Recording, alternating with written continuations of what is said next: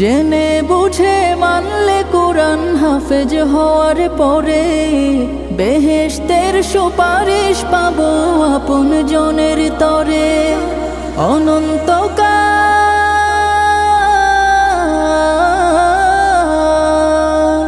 অনন্তকাল থাকবো সুখে জান্নাতের বাগান।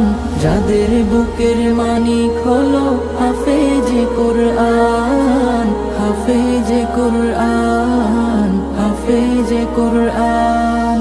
কিয়ামতের মাঠে যখন থাকবে সবাই ভীত, হাফেজদের মা বাবা তখন হবে সম্মানিত।